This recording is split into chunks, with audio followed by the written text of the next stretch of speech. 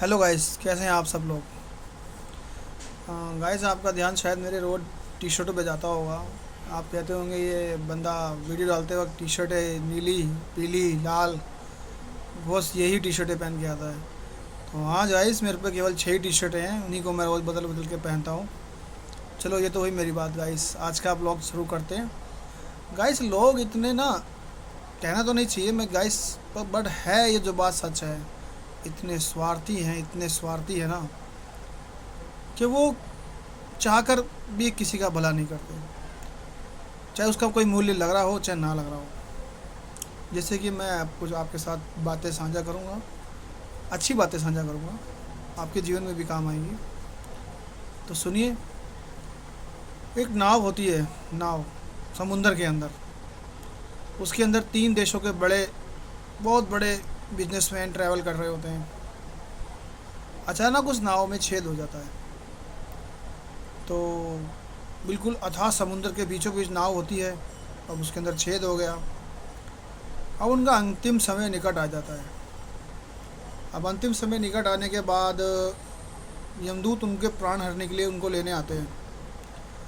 तो जैसे ही वो पहले बंदे के पास जाते हैं कि भाई, अब तुम मरने वाले हो, मैं तुम्हें यमलोक लेके जाने वाला हूँ, कोई आखिरी इच्छा है तो बताइए।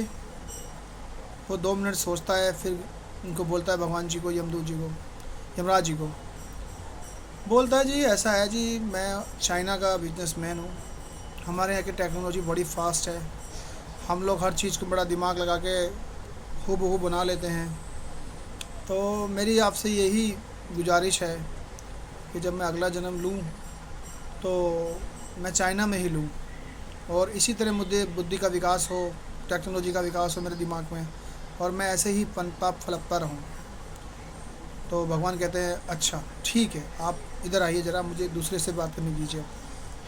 अब दूसरा बंदा होता है, वो अंग्रेज़ होता है।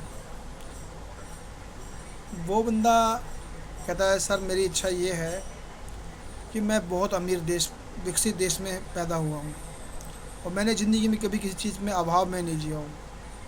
तो मेरा आपसे निवेदन है कि मैं इसी तरह अच्छे देश में पैदा हूँ दोबारा से, और इसी तरह मैं अमीरी के रूप में जन्म लूँ, और इसी तरह मैं अपना जीवन आगे के लिए, आगे हमेशा इस जन्म में ऐसे ही देश में जन्म पाऊँ।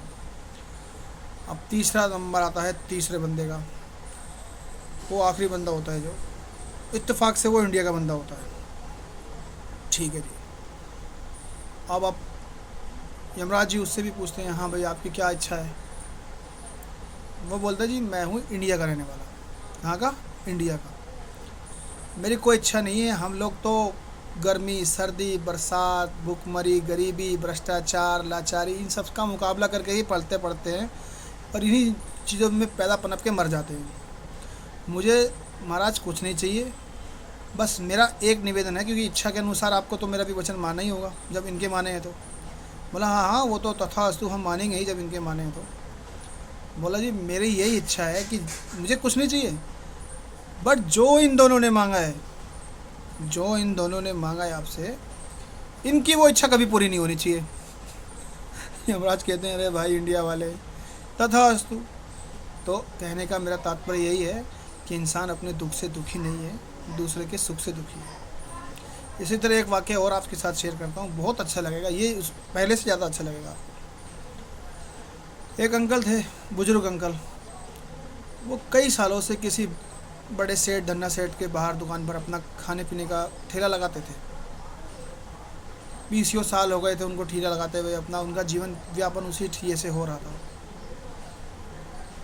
तब अचानक क्या हुआ, सेठ जी की मृत्यु हो गई। अब सेठ जी की मृत्यु के जाने के बाद उनके पुत्र, उन्होंने गद्दी संभाली उनकी। अब पुत्र नए ज़माने के थे।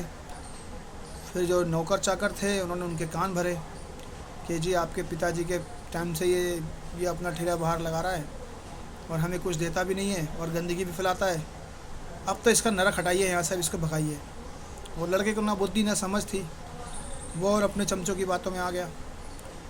उसने बोला कि आप ऐसा करिए, उसने बोला आप ऐसा करिए जी, यहाँ से अपना ठेला डालीजिए। बोला, अच्छा। बोला, क्यों? बोला, हमारी मर्ज़ी, हमारी दुकान, हटा लीजिए, हम नहीं लेना चाहते। बोला, अच्छा।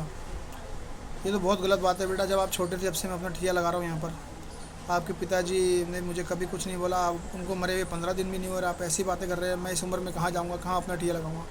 बोला ये सब अंकल हमारी हटक नहीं है, आप जाइए अपना ठिया हटाइए यहाँ से, मुझे कुछ नहीं चाहता। अब वो अपना भरा खाने पीने का सामान लेके तुरंत घर लौट आया। उसकी पत्नी, धर्म पत्नी बहुत हैरान हुई, बोलने लगी आप कैसे आ गए इतनी जल्दी। मैं बोला जी मुझे तो वहाँ ठिया लगाने नहीं दिया उन्होंने। वो बोले लगे भाई हमारी दुकान के आगे से जाइए आप। अब मैं भरा सामान लेकर के इधर उधर काफ़ी देर खड़ा हुआ, लेकिन मेरे ठिये के तो ग्राहक वहीं आते हैं जहाँ मेरा ठिया होता है, तो इसलिए मेरा सामान नहीं बिका। फिर मैं बहुत परेशान हो गया, तो मैं घर ही आ गया। फिर उसने बेचारे ने बहुत कोशिश करी, जगह जगह अपना सामान, अपना माल बेचने की कोशिश करी, पर पहले वाली बात नहीं बन पाई। वो रोने लगा, फूट फूट कर रोने लगा। तब उसकी पत्नी ने बोला ऐसा करिए, आप हिम्मत मत हारिए, आप उस सेठ के लड़के के पास जाइए और उसको बोलिए जाके कि सेठ तूने मेरे साथ जो किया है वो तो अच्छा नहीं किया, लेकिन एक बात अपने जीवन में याद रखना कि तेरे अंदर और मेरे अंदर, तेरे अंदर और मेरे अंदर ज़्यादा का फ़र्क नहीं है, केवल 8-10 हज़ार का ही फ़र्क है। बोले क्या बात बोल रही है, तो मुझे समझ नहीं आ रहा कुछ। कह रहे आप जाके बोल तो दीजिए, उसके बाद मैं देखूंगी क्या होता है। अब उसने भी बेचारे ने आवेश में था, कई दिन से परेशान था। सेठ अपने लोगों के साथ अपने कोई वार्तालाप कर रहा था। सेठ के लड़के को उसने जाते ही ये बोला कि सेठ तूने मेरा ठिया तो हटा दिया, बट इतना ध्यान रखना कि तुम्हारे अंदर और मेरे अंदर ज़्यादा फ़र्क नहीं है, बस 10-12 हज़ार का ही फ़र्क है। अब सेठ अपने मित्रों से बातें कर रहा था उस टाइम, तो उसने उसको अनसुना कर दिया। देखो लेकिन जब वो रात्रि जाकर अपने शयन कक्ष में सोया, तो उसको रात भर विचार आया कि इसने 2 टके के आदमी ने या इतने गिरावट स्तर के आदमी ने मुझसे ऐसी बात कैसे बोल दी। वो रात भर संकोच में रहा। सुबह उठ के उसने तुरंत अपने नौकरों को बोला जाओ और सेठ जी को सेठ जी ने बोला, सेठ जी के लड़के ने बोला जाओ और उसको बुला के लाओ, ठेले वाले को। वो गए उनके घर पर, बोला आपको हमारे सेठ जी बुला रहे हैं। वो बोला अच्छा मैं आता हूँ थोड़ी देर में। फिर उसने अपनी धर्मपत्नी को बोला कि देखो जी अब ऐसी ऐसी बात है, सेठ तो तुमने बोला था, मैंने उसको बता दिया कि तेरे अंदर मेरे अंदर ज़्यादा फ़र्क नहीं, 10-12 हज़ार का फ़र्क है, और अब इस बात का मुझे पूरे तरीके से बताइए, मैं उसके पास जा रहा हूँ। तब उसकी धर्मपत्नी ने जो जो बताया उसको, तो अब सुनिए क्या बताया। वो सेठ के लड़के के पास गया। सेठ का लड़का बोला हाँ अंकल जी, आप बताइए कि आपके अंदर मेरे अंदर 10-12 हज़ार का फ़र्क कैसे रह गया। बोला बेटा देखो आपके पिताजी की मृत्यु हुई है अभी, इस तरह मेरी भी मृत्यु होएगी और एक ना एक दिन आपकी भी होएगी। आपके पिताजी की मृत्यु में मैं भी गया था, हमने देखा था अपने आँखों से कि सेठ जी को चंदन की लकड़ी चढ़ाई गई थी। अगर मैं मरूँगा मुझे शादी चढ़ाई जाएगी। सेठ जी को अच्छे वस्त्र पहनाए गए थे, मुझे साधारण पहनाए जाएंगे। सेठ जी को देसी घी चढ़ाया गया था, हो सकता है मुझे रिफाइंड लगाया जाए। तो बेटा ये सब टोटल एस्टीमेट जोड़ के हमारे और उनके अंदर 10-12 हज़ार का फ़र्क रह जाता है। तो जीवन का तात्पर्य यह है कि ना हिंदू बनिए ना मुसलमान बनिए, हिंदू बनिए ना मुसलमान बनिए, सबसे पहले आप इंसान बनिए, सबसे पहले आप इंसान बनिए। और ये ज़िंदगी एक किराए का घर है, ये ज़िंदगी एक किराए का घर है, सबसे पहले किराएदार बनिए। Okay guys.